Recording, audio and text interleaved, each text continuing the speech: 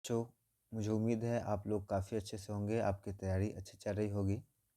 पिछले कुछ वीडियो में हम लोगों ने वीडियो लाइव किया था जिसमें मैंने आपको लाइट का डिस्कशन करा दिया था और इलेक्ट्रिसिटी का डिस्कशन करा दिया था। आज हम लोग वीडियो लाइव नहीं करने वाले हैं क्योंकि लाइव में क्या हो जाता है, लाइव आने के बाद वीडियो प्राइवेट हो जाता था तो बहुत सारे बच्चे बोले कि लाइव नहीं आ रहा है तो आप क्लास रिकॉर्ड करके डाल दें। तो हम लोग आज क्लास को रिकॉर्ड कर रहे हैं और ये थोड़ी देर में आपको चैनल पे मिल जाएगा। तो आज हम लोग जिस टॉपिक को डिस्कस करने वाले हैं थोड़ा सा आप उसके बारे में देख लें। हम लोग का टॉपिक होने वाला है आज का magnetic effect of electric current. तो चलिए शुरू करते हैं। इससे पहले मैं थोड़ा सा आपको बता दूं कि ये दोनों हमारा व्हाट्सएप नंबर है इस पे आपको कंटिन्यूसली कोई भी क्यूरी हो तो 85 वाले नंबर पे आपको उसका सॉल्यूशन मिल जाएगा। कोई भी अगर आपको परेशानी आ रही हो प्रीवियस ईयर क्वेश्चन के एनालिसिस करने में या किसी भी तरीके से आपका स्टडी से रिलेटेड कोई भी प्रॉब्लम हो रही हो तो यहाँ पे आप कमेंट कर सकते हैं, आपको ज़रूर रिप्लाई मिलेगा। हाँ, थोड़ा समय लग सकता है क्योंकि मैं कंटिन्यूसली अपना व्हाट्सएप चेक नहीं करता और ऊपर वाला जो है इंस्टीट्यूट का नंबर है तो ये आपको कभी कभी इससे रिस्पॉन्स मिलेगा। ठीक है, तो चलिए शुरू करते हैं। आप सभी का हमारे यूट्यूब परिवार में स्वागत है। चलिए आगे बढ़ते हैं। सबसे पहले यहाँ पे क्या है, टॉपिक का इंट्रोडक्शन है। Magnetic effect of electric current हमारा टॉपिक होने वाला है। When the current passes through the wire, it produces some magnetic field around itself। ठीक है, पहला यहाँ पे क्या बात हुआ कि जब किसी भी वायर के थ्रू थोड़ी सी तबीयत डाउन है तो आवाज़ में आपको खराश आ सकती है या बीच बीच में खांसने का आवाज़ आ सकता है, तो उसके लिए मैं पहले ही से आपको सॉरी कह दूँ। तो इसमें कहा जा रहा है कि जब किसी वायर के थ्रू करंट पास करता है ना तो वो अपने चारों तरफ क्या करता है, मैग्नेटिक फील्ड भी प्रोड्यूस करता है। जैसे मान लीजिए ये वायर है, ठीक है, और इस वायर से करंट पास कर रहा है। तो जब इसमें से करंट पास करेगा ना तो ये अपने चारों तरफ क्या होगा, एक मैग्नेटिक फील्ड भी प्रोड्यूस करेगा। वो किस तरह से प्रोड्यूस करता है इसको हम लोग आगे इसमें समझने का कोशिश करेंगे। Due to this reason the current carrying wire is behave like a magnet. और इस वजह से जो वायर है वो मैग्नेट की तरह बिहेव करता है। We can see that deflection in the needle compass when we carry closer towards the wire. ठीक है, आपको पता होगा एक कंपास होता है मैग्नेटिक कंपास जिसमें नॉर्थ डायरेक्शन की तरफ इंडिकेट करा जाता है जो कि मैग्नेटिक फील्ड को इंडिकेट करता है ना। जो सेलर लोग नाव में जब पहले सफ़र करते थे तो इसको लेकर के चलते थे साथ में, जिससे क्या होता था वो अपना नेविगेट कर पाते थे नॉर्थ डायरेक्शन को। तो ये मैग्नेटिक फील्ड में ही रिस्पॉन्स करता है। तो नीडल कंपास को जब लाया गया वायर के पास में, जब उसमें से करंट पास कर रहा था तो उसमें डिफ्लेक्शन देखने को मिला, जिससे क्या पता चला कि वायर के अंदर कुछ ना कुछ मैग्नेटिक फील्ड है। We can say that electricity and magnetism are connected with each other. और इससे हम कह सकते हैं इस बेसिस से कि इलेक्ट्रिसिटी और मैग्नेटिज्म एक दूसरे से रिलेशनशिप रखते हैं, मतलब उनमें से कुछ ना कुछ जरूर संबंध है। मैग्नेटिक फील्ड एंड लाइंस, ठीक है, पेन का कलर चेंज करना पड़ेगा। Magnetic field is a vector quantity. ठीक है, वेक्टर स्केलर पूछ देता है। अगर आपको नहीं पता है वेक्टर तो मैं थोड़ा सा आपको यहाँ हिंट दे दूँ। वेक्टर वो क्वांटिटी होता है जिसमें क्या हो, मैग्नीट्यूड हो, मॉड हो, प्लस में डायरेक्शन हो। दूसरा जो हम लोग का क्वांटिटी होता है उसको हम लोग क्या कहते हैं, स्केलर कहते हैं, है ना। तो स्केलर किसको कहते हैं, जिसमें सिर्फ क्या हो, मैग्नीट्यूड ही हो। मैग्नीट्यूड आपको फैंसी वर्ड लग रहा होगा, थोड़ा सा मैं बता दूं। अगर आपको डायरेक्शन दे रखा है स्पीड का 5 मीटर पर सेकेंड तो ये इसका क्या कहलाएगा, मैग्नीट्यूड कहलाएगा। मतलब न्यूमेरिकल वैल्यू दे दिया है कि कोई ऑब्जेक्ट 5 मीटर पर सेकेंड के स्पीड से चल रहा है, मतलब इसका मैग्नीट्यूड दे दिया, न्यूमेरिकल वैल्यू दे दिया, लेकिन डायरेक्शन इसका नहीं पता चला है। लेकिन अगर इसी में दे दिया जाए कि वो ईस्ट डायरेक्शन में चल रहा है, ठीक है, तब वो क्या हो जाएगा, वेक्टर हो जाएगा, है ना। आप समझ गए होंगे। The direction of the magnetic field is taken to be the direction in which north pole of the compass needle moves inside it। ठीक है, इस लाइन को समझिए कि मैग्नेटिक फील्ड का डायरेक्शन कैसे डिसाइड किया जाएगा। मैग्नेटिक फील्ड का डायरेक्शन वही होगा जिस डायरेक्शन में कंपास का नॉर्थ पोल आपका रहेगा, वही क्या होगा, मैग्नेटिक फील्ड का डायरेक्शन होगा। क्योंकि हम लोग जानते हैं एक bar magnet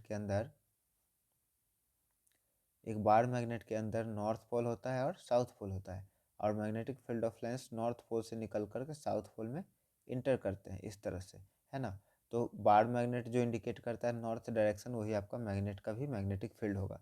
the magnetic field lines emerge from north pole and merge at the south pole. ठीक है, the arrow marks the direction field of the lines. ठीक है, यहाँ पे एक और बात समझना है आपको, क्या हो जा रहा है बार बार, ये नॉर्थ पोल है, ये साउथ पोल है।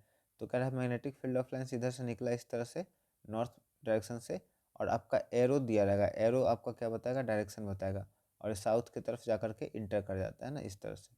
ठीक है, उसके बाद inside the magnet the direction of field lines is from south pole to the north pole, और मैग्नेट के अंदर ये साउथ पोल से नॉर्थ पोल की तरफ जाता है। ठीक है, मैग्नेट के बाहर तो आपने देख लिया, और मैग्नेट के अगर अंदर का बात करें तो ये ऐसे जब इंटर करेगा अंदर की तरफ तो ये नॉर्थ पोल से हम लोग का साउथ पोल से नॉर्थ पोल की तरफ जाएगा। तो मैग्नेट के अंदर इसका डायरेक्शन साउथ टू नॉर्थ, और मैग्नेट के बाहर नॉर्थ टू साउथ, इस बात का ध्यान रखेंगे आप। Thus the magnetic field of lines are close curve, ये लाइन आपका बहुत ज़्यादा ज़रूरी हो जाता है जब आप कंपटीशन का एग्जाम देते हैं, कि मैग्नेटिक फील्ड ऑफ लाइन्स क्या है, क्लोज कर्व है। क्लोज कर्व क्यों? ठीक है, यहीं पर आप देख लें, यहाँ पे एक बार मैग्नेट है रखा हुआ, मैं थोड़ा सा इसको बड़ा कर दूँ ताकि आपको समझने में आसानी हो। नॉर्थ हो गया, साउथ हो गया, अगर बाहर की तरफ बात करें तो ऐसे गया। ठीक है, ध्यान से समझिएगा, ये नॉर्थ से निकला, साउथ की तरफ इंटर करा, और यही लाइन आकर के इसमें जुड़ेगा। ठीक है, उसी तरह से एक और अगर लाइन लेके गए हम लोग तो इस तरह से आएगा, थोड़ा सा दूर से बनाता हूँ मैं ताकि आपको क्लियर हो, और आकर के ये जुड़ेगा, और इधर से जाएंगे तो ऐसे जुड़ेगा, है ना, इस तरह से। तो हम लोग का क्लोज कर्व बनेगा, नॉर्थ से निकलेगा और साउथ में इंटर करेगा बाहर की तरफ, और अंदर की तरफ आप देख पा रहे होंगे ये जो लाइन आया है ऐसे आके इसको कंप्लीट किया है ना। तो ये हम लोग का पूरा कंप्लीट इस तरह से हो जाता है पूरा का पूरा मैग्नेटिक फील्ड ऑफ लाइंस। ठीक है, चलिए, the closer the magnetic field of lines the greater the strength, यहाँ पे आपका मैग्नेटिक फील्ड ऑफ लाइंस का प्रॉपर्टी पूछ सकता है। तो जिसे हम लोगों ने डिफाइन करा क्या, कि मैग्नेटिक फील्ड ऑफ लाइंस क्या है, क्लोज कर्व है। पहला पॉइंट आपका ये हो सकता है, सॉरी, पहला पॉइंट ये हो जाएगा कि magnetic field of lines north pole से निकलता है, साउथ पोल में इंटर करता है। ठीक है, उसके बाद जब वो बाहर होता है तब, और अंदर जब होता है तो साउथ से नॉर्थ की तरफ मूव करता है। दूसरा पॉइंट हम लोग का एक हो गया कि क्लोज कर्व होता है। तीसरा हो गया कि जितना ज़्यादा magnetic field of lines close होगा उसका स्ट्रेंथ क्या होगा, उतना ही ज़्यादा होगा, उतना ही पावरफुल होगा। ठीक है, इसके बाद यहाँ पे ये बहुत ही ज़्यादा इंपॉर्टेंट है, इससे डायरेक्ट क्वेश्चन पूछ लिया जाता है। आप प्रीवियस ईयर पेपर उठा करके देख लें, आपको यकीन हो जाएगा मेरे बातों पे कि ये कितना ज़्यादा ज़रूरी है। No two field of lines are found to be cross each other, direct यही क्वेश्चन पूछ दिया जाता है कि कोई भी दो मैग्नेटिक फील्ड ऑफ लाइंस क्यों एक दूसरे को कट नहीं करते हैं। तो ये आपका बहुत ही ज़्यादा इंपॉर्टेंट है। ठीक है, अब आंसर क्या होगा रीजन में, because if they did it, अगर वो इस तरह से करते हैं, would mean that at the point of the intersection the compass needle would point towards the two direction which is not possible. ठीक है, तो यहाँ पे सिंपली मैं आपको बता दूँ कि अगर किसी लाइन पे, जैसे मान लीजिए कि एक मैग्नेटिक फील्ड लाइन ऐसे जा रहा है, ऐसे जा रहा है, और यहाँ कट कर रहा है, तो यहाँ पे निडल कंपास हम लोग लेकर के चलेंगे तो एक तो डायरेक्शन इधर का बताएगा, एक डायरेक्शन इधर का बताएगा, जो कि पॉसिबल नहीं है। मैग्नेट में हमेशा एक ही डायरेक्शन में मैग्नेटिक फील्ड फ्लो करता है। तो अगर अगर कोई पॉइंट इंटरसेक्ट कर जाता है तो वहाँ पे क्या होगा, दो मैग्नेटिक फील्ड ऑफ लाइन्स हो जाएगा, जो कि गलत हो जाएगा, ऐसा कभी पॉसिबल नहीं है। चलिए अब आगे देखते हैं, magnetic field line due to current carrying conductor. अब एक वायर है, जैसा कि हम लोगों ने पहले देखा था, एक वायर था। ठीक है, और वायर के थ्रू क्या हो रहा था, हम लोग जब करंट पास किए थे तो मैग्नेटिक फील्ड उसमें से प्रोड्यूस हो रहा था, जो कि डिफ्लेक्शन कर दे रहा था किस में, आपका निडल कंपास में, यहाँ जो कंपास है ना, इसमें। चलिए, तो थोड़ा सा हम लोग पहले पिक्चर समझते हैं, उसके बाद स्टेटमेंट्स देखेंगे। ठीक है, यहाँ पे आपको दिख रहा होगा, मैंने यहाँ ABC लिखा है, ए, पिक्चर ए और पिक्चर बी। ठीक है, आपको पता है कि ये बड़ा वाला डंटा जो यहाँ पे है, ये, और एक छोटा, फिर एक बड़ा एक छोटा, ये बैटरी दिखाता है। जब आपका सिंगल हो, एक बड़ा एक छोटा, तो ये क्या बताता है, सेल बताता है। तो किसी भी सर्किट में इलेक्ट्रिक करंट जो होता है, ये आपका पॉजिटिव टर्मिनल होता है या नेगेटिव टर्मिनल होता है, पॉजिटिव टर्मिनल से निकलता है और आ करके ऐसे घूम करके नेगेटिव टर्मिनल में इंटर कर जाता है। ठीक है, चलिए, तो यहाँ पे वही दिखाया गया है कि पॉजिटिव टर्मिनल से करंट निकला, ऐसे गया करंट, आगे की तरफ बढ़ा, फिर करंट यहाँ पे आया, फिर करंट इससे होते हुए पास करते हुए फिर आकर के यहाँ पर नेगेटिव टर्मिनल में इंटर कर गया। ठीक है, ये पूरा का पूरा सेटअप है, मैं इसको हटा देता हूँ, आकर इंटर कर गया। ठीक है। तो ध्यान से समझिएगा, जब इस तरह से आ रहा है करंट आपका करंट कह सकते हैं कि कैसे चल रहा है, क्लॉकवाइज चल रहा है ना। एक घड़ी है ये, मान करके चले, और घड़ी का सेकंड का सुई आपने अगर ध्यान दिया होगा तो ये 12 है, तो इस तरह से चलता है ना, इस तरह से चलता है। तो इस तरह से जो डायरेक्शन होता है इसको कहते हैं क्लॉकवाइज, ठीक है। और ये घड़ी है, यहाँ पे आपका 12 बज रहा है, और अगर आपका डायरेक्शन ऐसे है तो ये कहलाएगा हम लोग का एंटी क्लॉकवाइज, ठीक है। ये डायरेक्शन क्या कहलाएगा, एंटी क्लॉकवाइज। और ऐसे डायरेक्शन क्या कहलाएगा, 12 से 1, 1 से 2, 2 से 3, ये क्लॉकवाइज कहलाता है, ठीक है। ध्यान रखिए, ये क्लॉकवाइज, ये एंटी क्लॉकवाइज, एंटी क्लॉकवाइज, ठीक है। तो यहाँ पर देख सकते हैं, यहाँ पर डायरेक्शन चेंज हुआ है करंट का, ये आपका हो गया एंटी क्लॉकवाइज, है ना। लिख देता हूँ मैं यहाँ पर एंटी, ये क्लॉकवाइज।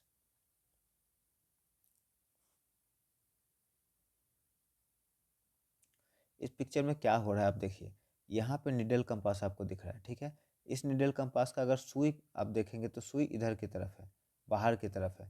तो बाहर की तरफ कब है, जब करंट आपका क्लॉकवाइज जा रहा है तो सुई बाहर की तरफ है। करंट जब आपका एंटी क्लॉकवाइज जा रहा है तो सुई क्या है, अंदर की तरफ है, इस डायरेक्शन में, ठीक है। तो यहाँ से साफ साफ पता चलता है कि अगर हम लोग इलेक्ट्रिक वायर का जो है करंट का डायरेक्शन चेंज कर दें तो क्या होगा, हम लोग का मैग्नेटिक फील्ड का भी डायरेक्शन चेंज हो जाता है, ठीक है। अब इसी बात को स्टेटमेंट में आपको समझाया गया है, देखिए।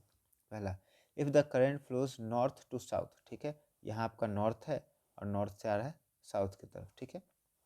As so in the figure A, the north pole of the compass nail would move toward the east. तो जो हम लोग का है, ये स्टेटमेंट आपका डायरेक्ट पूछ सकता है एग्जाम में। ये स्टेटमेंट आपका डायरेक्ट एग्जाम में पूछा जा सकता है कि जब हम लोग का करंट का डायरेक्शन होगा फ्रॉम नॉर्थ टू साउथ, ठीक है। करंट का डायरेक्शन किधर, नॉर्थ टू साउथ। तो हम लोग का जो होगा मैग्नेट में, जो कंपास करेगा मूवमेंट किधर, टुवर्ड ईस्ट डायरेक्शन में, ठीक है।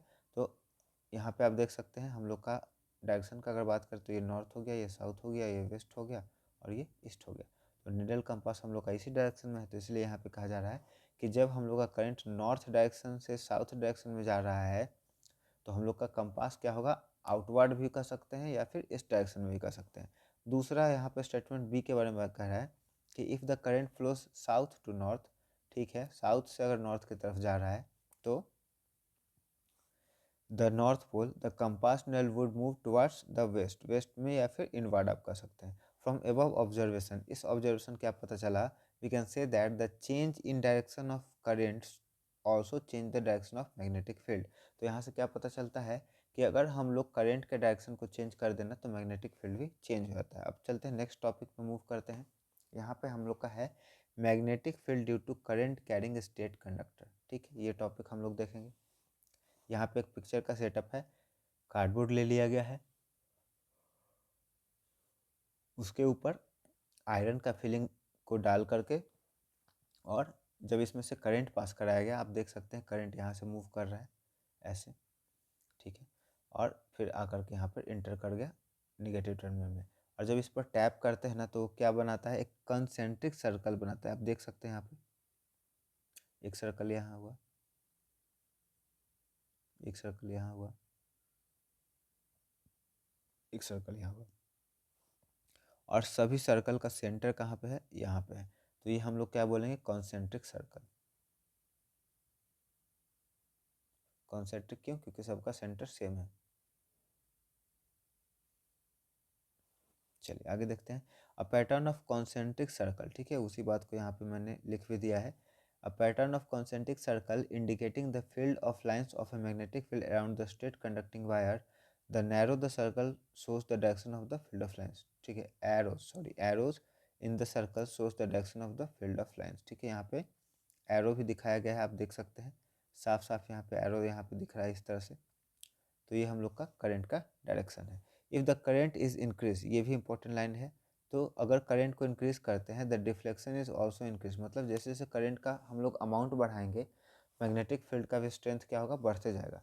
It indicate that the magnitude of magnetic field produce at given point increase as the current through the wire increases. जब वायर के थ्रू जब हम लोग करेंट को इंक्रीज करेंगे तो क्या होगा, वो मैग्नेटिक फील्ड के स्ट्रेंथ को भी बढ़ा देगा। The magnetic field produce by a given current in the conductor decreases as the distance from it increases. ठीक है, ये भी लाइन इंपॉर्टेंट है कि मैग्नेटिक फील्ड जो प्रोड्यूस हो रहा है वायर में, ठीक है, या कंडक्टर में, वो डिक्रीज करेगा जैसे जैसे हम लोग उस सब्सटेंस से जिससे करंट प्रोड्यूस हो रहा है, मैग्नेटिक फील्ड प्रोड्यूस हो रहा है, उससे दूर जाते जाएंगे। मतलब अगर ये बार मैग्नेट है तो यहाँ का जो होगा स्ट्रेंथ ज़्यादा होगा, फिर यहाँ जाएंगे तो स्ट्रेंथ कम होगा, फिर यहाँ जाएंगे तो स्ट्रेंथ कम होगा, फिर यहाँ जाएंगे तो स्ट्रेंथ कम होगा। आपने बचपन में ना खेला होगा ज़रूर मैग्नेट से, जिसमें कॉइन को आप मैग्नेट से चिपकाते हैं, तो जैसे ही आप मैग्नेट के पास में कॉइन लेकर के जाते होंगे तो वो चिपक जाता होगा, और दूर लेके जाते होंगे तो खुद से नहीं चिपकता होगा। तो यहाँ से भी आप इंडिकेट कर सकते हैं कि मैग्नेटिक फील्ड ऑफ लाइंस जो होता है मैग्नेट या सोर्स के पास जब होता है तो उसका स्ट्रेंथ हाई होता है, जैसे जैसे दूर जाता है तो स्ट्रेंथ क्या होता जाता है, कमज़ोर हो जाता है ना। कह सकते हैं हम लोग खेल खेल में साइंस पढ़ लेते बचपन में ही। The magnetic field produce by a current carrying straight wire depend inversely on the distance from it. ठीक है सॉरी, जैसे जैसे हम लोग जाते जाते हैं दूर, उस तरह से क्या होता है, स्ट्रेंथ कम होता जाता है। अब कुछ इंपॉर्टेंट रूल है आपका मैग्नेटिक फील्ड और करंट के डायरेक्शन को फाइंड आउट करने के लिए, जिसको कहते हैं हम लोग राइट हैंड थंब रूल। बहुत ही ज़्यादा इसमें इंपॉर्टेंट रूल का रोल हो जाता है। जितने भी रूल हैं बहुत ज़्यादा ज़रूरी हैं। ठीक है, तो सबसे पहला रूल है मैग्नेटिक फील्ड का डायरेक्शन पता करने के लिए magnetic right hand thumb rule, सिर्फ और सिर्फ राइट हैंड थंब रूल है। ठीक है, यहाँ पे पिक्चर में आपको क्या पता चल रहा है कि अपने किसको, दाएं हाथ के, ठीक है, थंब को किस डायरेक्शन में रखेंगे, देख सकते हैं आप यहाँ पे थंब है और थंब का डायरेक्शन किधर है, करंट के डायरेक्शन में। तो एक वायर से अगर करंट पास कर रहा है और थंब को करंट के डायरेक्शन में रखें, और बाकी जो चारों उंगली है उसको आप अगर रोटेट करके बंद करते हैं, तो जिस तरह से रोटेशन होगा वही हम लोग का क्या होगा, मैग्नेटिक फील्ड का डायरेक्शन होगा। ठीक है, आप यहाँ से देख सकते हैं हाथ आकर के इस तरह से बंद हो रहा है फिंगर, तो मैग्नेटिक फील्ड का भी डायरेक्शन क्या है, ऐसा ही है हम लोग का, है ना। चलिए देखते हैं, इसको समझने की कोशिश करते हैं। According to this law, if we hold the current carrying wire in our right hand and place the direction of thumb in the direction of current, ठीक है, अपने दाएं हाथ में वायर को पकड़ करके, अब देखिए आप एक्सपेरिमेंट कर सकते हैं घर पे भी, लेकिन आपको प्रिकॉशन क्या लेना है, तार आपका नंगा नहीं होना चाहिए, खुला हुआ तार नहीं होना चाहिए। कवर्ड वायर में जो भी एक्सपेरिमेंट हो रहा है ना, तो तार को पकड़ा जा रहा है तो वायर क्या है, कवर्ड है। The coiling other forefinger indicate the direction of the magnetic field produced by the wire by applying light, यहाँ लाइट नहीं होगा, राइट होगा। ठीक है, यहाँ पर राइट होना चाहिए, right hand thumb rule, typing में मिस्टेक हो गया होगा। We can find out the direction of magnetic field in the straight current carrying conducting wire, magnetic field due to current carrying circular loop। ठीक है, तो वो स्ट्रेट वायर का था, अब सर्कुलर लूप का बात आ जाता है। ये भी बहुत ही ज़्यादा हम लोग का क्या है, ज़रूरी टॉपिक है सर्कुलर लूप का। ये आपने देखा होगा पंखा में, मोटर में कॉइलिंग जो होता है इस तरह से किया जाता है लूप में, है ना। आपका कभी भी घर में फ़ैन ख़राब हुआ होगा तो आपने देखा होगा उसमें कॉपर का वायर का को क्या किया जाता है, कंटिन्यूसली लपेट करके एक लूप बनाया जाता है ना। अब देखते हैं उसमें क्या खासियत है, क्यों ऐसे बनाया जाता है। At every point of the current carrying circular loop, कह रहा है हर एक पॉइंट पे the concentric circle represents the magnetic field around it. ठीक है, यहाँ पे आपको कॉन्सेंट्रिक सर्कल दिख रहा होगा इस तरह से, तो ये क्या कर रहा है, मैग्नेटिक फील्ड और उसका डायरेक्शन को दिखा रहा है। Would become larger and larger as we move away from the wire. ठीक है, जैसा कि ऊपर हम लोगों ने पढ़ लिया था कि वायर से जैसे जैसे दूर जाते जाएंगे वैसे वैसे क्या होगा, स्ट्रेंथ हम लोग का कम होते जाएगा। तो यहाँ पे आप देख सकते हैं ये वायर है अगर लूप, तो इसके कॉइलिंग पे जहाँ ये मुड़ा हुआ है वहाँ पे करंट का क्या है, स्ट्रेंथ हाई है, और जैसे ही इससे हम लोग दूर जाएंगे तो इसका स्ट्रेंथ क्या होता जाएगा, कम होते जाएगा। ठीक है, ये बताने का यहाँ पे कोशिश किया गया है। It means that the magnetic field decreases when we moves away at the centre of the circular loop. ठीक है, ये बात इंपॉर्टेंट है। The arc of the big circles would appear as straight line. It means magnetic field is weakest at the center of circular loop। ये आपका बहुत ज़्यादा important point हो जाता है कि सेंटर जो होता है सर्कुलर लूप का, वहाँ पे मैग्नेटिक फील्ड का स्ट्रेंथ क्या होता है, वीक होता है ना, वीक होता है, कमज़ोर होता है, और आपका जो क्वाइलिंग होता है वहाँ पे हाई होता है। ठीक है। अब नेक्स्ट देखते हैं the magnetic field is maximum at the corner of the circular loop. ये इंपॉर्टेंट था इसलिए कलर चेंज करके मैंने इसमें यहाँ पर डाल दिया था। Magnetic field due to current carrying solenoid, ठीक है। आपको एग्जाम में सोलेनॉइड बनाने के लिए दे देता है, तो मैं यहाँ पे आपको एक सोलेनॉइड बना करके दिखा भी दूंगा कैसे सोलेनॉइड का फॉर्मेशन कर सकते हैं। मान करके चलिए आपका ये क्या है, एक वायर है, सॉरी ये एक आपका ट्यूब है, मेटल का ट्यूब होता है ये, ठीक है। जैसा कि आपने देखा होगा घर में जो कर्टन लगता है ना, पर्दा लगता है, उस तरह का। तो ये आपका हो गया ट्यूब। अब इसके ऊपर हम लोग क्या करेंगे, इसके ऊपर हम लोग वायरिंग कवर तार को ऐसे लपेटेंगे। आपको एग्ज़ाम में अगर ये आ जाए तो आप इसी तरह से बनाएंगे, इसको ध्यान में रखिएगा। तो कैसे हम लोग बना रहे हैं आपको ये देखना है, ताकि एग्ज़ाम में जब आए तो आप अच्छे से इमेज ड्रॉ कर पाएँ, है ना। और इसको क्या करेंगे हम लोग, अब जोड़ देंगे बैटरी से, और बैटरी से जोड़ने के बाद ये पॉजिटिव टर्मिनल से करंट निकलेगा, नेगेटिव टर्मिनल में आकर के इंटर करेगा। तो इसमें से जब करंट पास करेगा ना, तो ये क्या करेगा, एक मैग्नेट की तरह बिहेव करेगा, ठीक है। ये भी अपने चारों तरफ मैग्नेटिक फील्ड प्रोड्यूस करेगा, और अंदर में जो फील्ड ऑफ लाइंस होगा वो हम लोग का स्ट्रेट लाइन का होगा, ध्यान रखना है। और स्ट्रेट लाइन का जो पैरेलल आपको लाइन दिख रहा है यहाँ पे, ठीक है, तो सोलेनॉइड के अंदर में मैग्नेटिक फील्ड का स्ट्रेंथ काफ़ी हाई होता है, ठीक है, इस बात का आप ध्यान रखिएगा।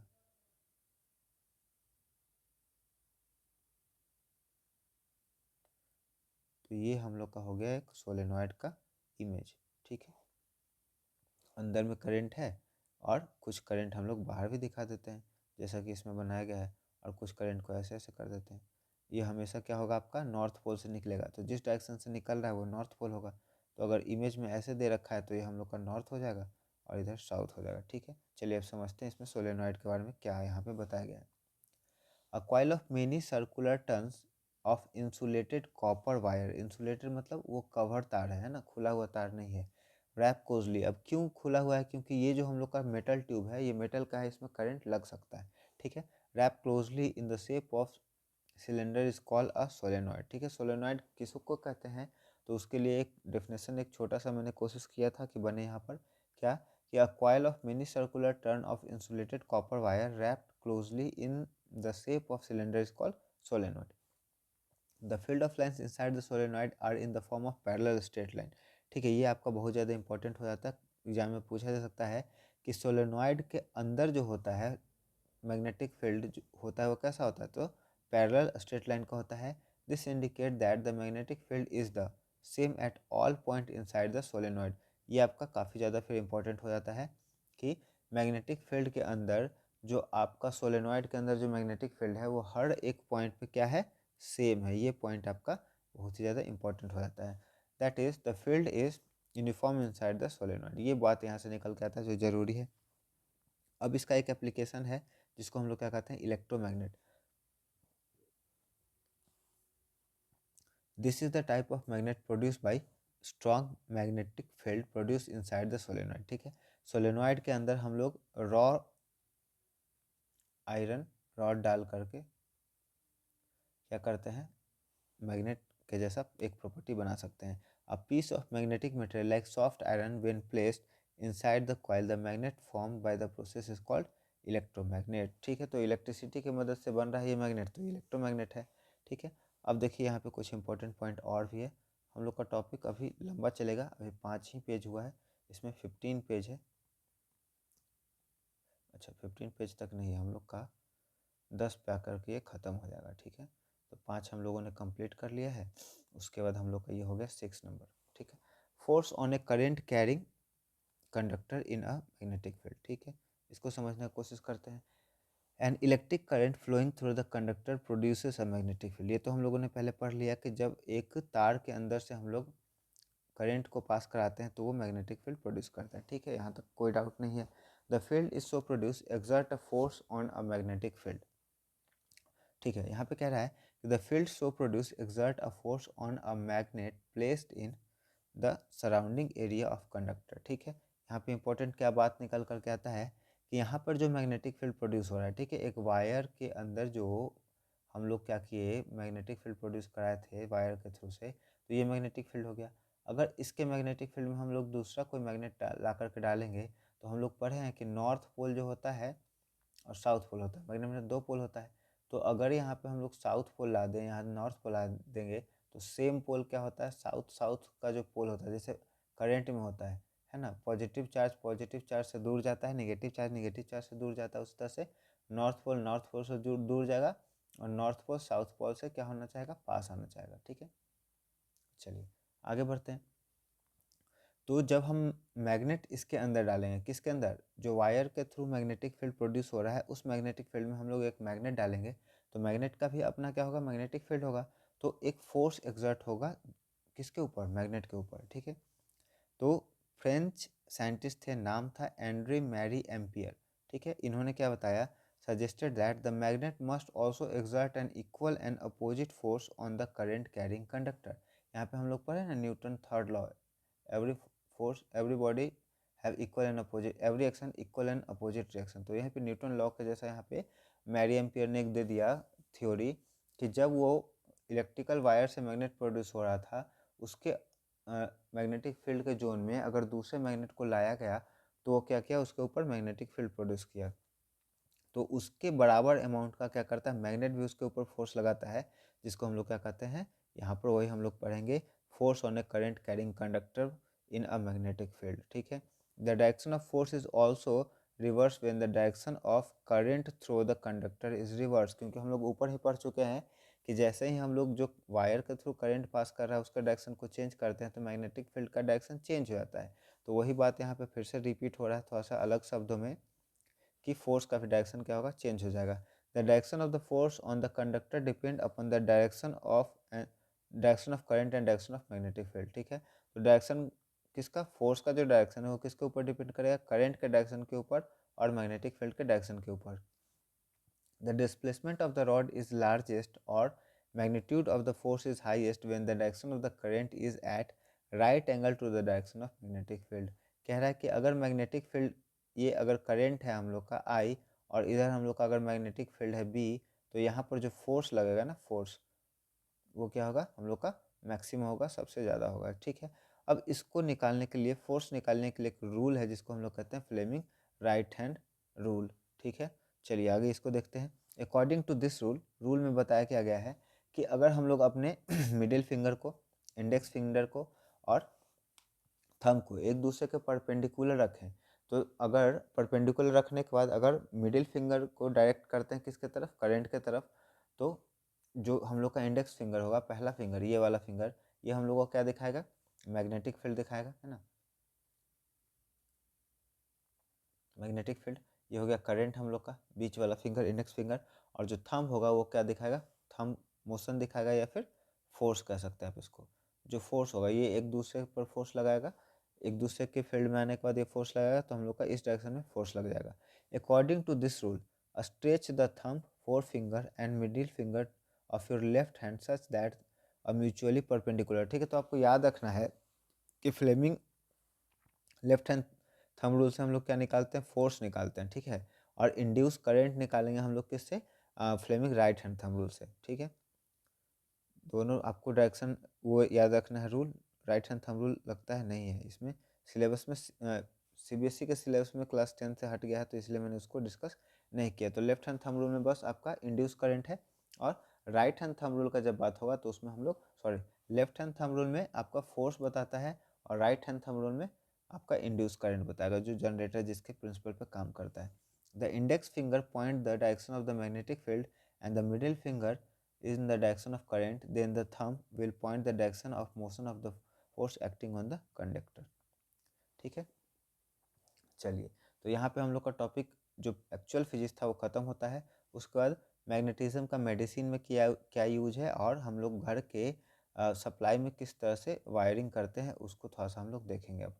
ठीक है, an electric current always produce magnetic field. ठीक है, even weak ion current that have travel along the nerves of cell of our body produces magnetic field। कह रहा है कि जो इलेक्ट्रिकल करंट होता है वो मैग्नेटिक फील्ड प्रोड्यूस करता है, और वीक आयन जो हम लोग के शरीर के अंदर पाया जाता है, जब वो हम लोग के नर्वस सिस्टम से पास करता है तो वो भी कुछ अमाउंट का मैग्नेटिक फील्ड प्रोड्यूस करता है। When we touch something our nerves carry an electrical impulses to the muscles we need to use. ठीक है, तो जब हम लोग किसी चीज़ को टच करते हैं तो वो सिग्नल भेजा जाता है ब्रेन में इलेक्ट्रिकल इम्पल्सेस के रूप में। This impulses produces a temporary magnetic field, और यह इम्पल्स क्या करता है, मैग्नेटिक फील्ड प्रोड्यूस करता है temporary. This field are very weak, ये जो वीक होता है मैग्नेटिक फील्ड होता है जो क्या होता है, वीक होता है। And are about 1 billionth of the earth magnetic field, earth के मैग्नेटिक फील्ड के 1 बिलियंथ के बराबर है।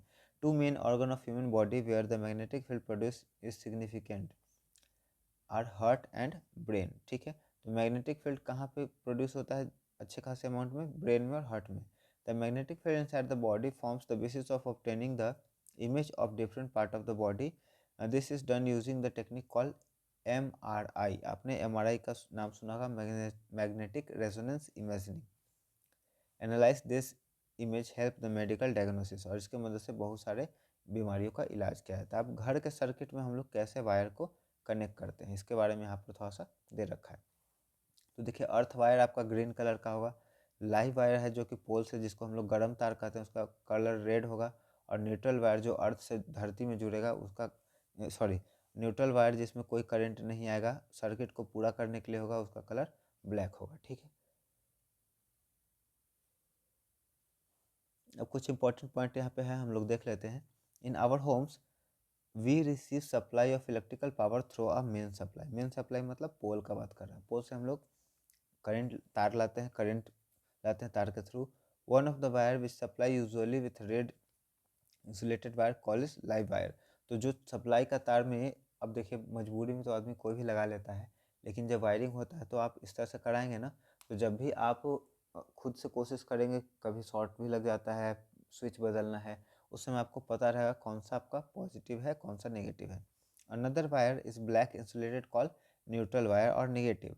इन our country potential difference between the two is 220 volt. ये जरूरी है कि हम लोग किस देश में कितना पोटेंशियल डिफरेंस क्रिएट किया जाता है इलेक्ट्रिसिटी को सप्लाई करने के लिए। This wire supply electricity to separate circuit within the house. Often two separate circuit are used, one of 15 ampere current rating the appliances of the higher power rating such as geyser, cooler. ठीक है, तो 15 ampere या उसके ज़्यादा का जो आपका होगा यूज करने वाला सामान, जैसे कि गीजर, एयर कूलर, वहाँ पे इंडिकेट करा रहेगा कि 15 एम्पियर का है, तो उसमें आप मोटा तार का यूज करेंगे। The other circuit is 5 ampere rating for bulb, fan etc। The earth wire which has insulated of green colour usually connected to the metal plate deep inside the earth near the house. घर के नज़दीक में हम लोग एक extra earthing का wire लेके जाते हैं। अब क्या होता है, अंदर घर के अंदर नहीं डालते हम लोग, छत पर ही जब घर का वायरिंग होता है ना, तो उसमें कॉपर का वायर लपेट दिया जाता है ताकि आप अर्थिंग का यूज कर सको उसमें। This is use as safety measure specially for those appliances that have a metallic body, for example electrical press, toaster, table fan etc, refrigerator. The metallic body is connected to the earth wire which provides a low resistance conducting path of the current, thus it ensures that the leakage of current of the metallic bodies the appliances keep the potential of the earth and use may not give a server electrical shock। ठीक है, तो यहाँ पे क्या कह रहा है कि इस तरह से हम लोग क्या कंफर्म करते हैं कि इलेक्ट्रिकल शॉक ना लगे। ठीक है, इलेक्ट्रिकल शॉक ना लगे जब एक्स्ट्रा कभी क्या हो, वायरिंग करंट में आपका सर्किट में एक्स्ट्रा आ जाए करंट, तो क्या करेंगे उसको हम लोग अर्थ का जो वायर है ग्रीन कलर का वायर, उसके थ्रू हम लोग क्या करेंगे, उसमें धरती में भेज देंगे और बॉडी को, आपका जो अप्लायंसेस है उसको कोई भी नुकसान नहीं पहुंचेगा और आपको भी कोई नुकसान नहीं पहुंचेगा। ठीक है, अब चलिए नेक्स्ट आगे देखते हैं क्या है। ओवरलोडिंग जब कभी हो जाएगा, ठीक है, ओवरलोडिंग कब होगा, जब आपका शॉर्ट सर्किट हो जाएगा ना, तार में तार सट गया है या किसी भी वजह से आपका पोल पे करंट का अमाउंट ज़्यादा हो गया, तब क्या हो जाता है, ओवरलोडिंग हो जाता है। Overloading can occur when live wire and the neutral wire come into the direct contact. ठीक है, this occur when the insulation of the wire is damage and there is a fault in the appliances. ठीक है, तो ऐसे हो सकता है जब आपका लाइव वायर और ब्लैक वाला वायर क्या हो जाए, एक दूसरे से सट जाए, फेज डबल हो जाता है। In such situation the current of the electrical circuit abruptly increases. तो ऐसे सिचुएशन में जो सर्किट का अमाउंट होता है करंट का बहुत ज़्यादा बढ़ जाता है। This is called short circuiting. Overloading can also occur due to the accidental hike in the supply voltage. Sometime overloading causes by the connecting too many appliances in the single socket. देखिए आप घर पे जब भी use करेंगे ना सामान, तो एक ही सॉकेट में ढेर सारा चीज़ नहीं यूज करेगा, नहीं तो ओवरलोडिंग हो जाता है। The use of electrical fuse prevent the electrical circuit and the appliances from a possibly damaged by stopping the flow of unduly high electrical current. The joule heating that take place in the fuse melts it to the break the circuit। ठीक है, तो fuse किसके basis पे काम करता है? Heating effect of electric current या joule heating effect के ऊपर। तो ये पूरा का पूरा हम लोग का वीडियो था। इसमें जनरेटर, मोटर और इंड्यूस करंट वाला जो Fleming right hand thumb rule है उसको कट कर दिया गया सिलेबस से, सीबीएसई से।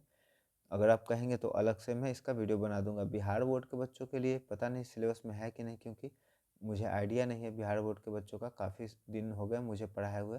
सिलेबस में अगर कोई चेंज आया होगा तो उसका हम लोग एक अलग से वीडियो बना करके देख लेंगे। आई होप आपका प्रिपरेशन सही से चले। वीडियो पसंद आया हो तो वीडियो को ज़रूर लाइक कर दे। दोस्तों और परिवार के सदस्यों के बीच में जिन्होंने इस साल एग्ज़ाम देना है बोर्ड का, उनके साथ ये ज़रूर शेयर कर दे, ये ज़रूर उनको हेल्प करेगा। और अगर आपने चैनल को सब्सक्राइब कर लिया है पहले ही से ऑलरेडी तो बहुत बहुत धन्यवाद, थैंक यू सो मच आपको। आज के लिए बस इतना ही।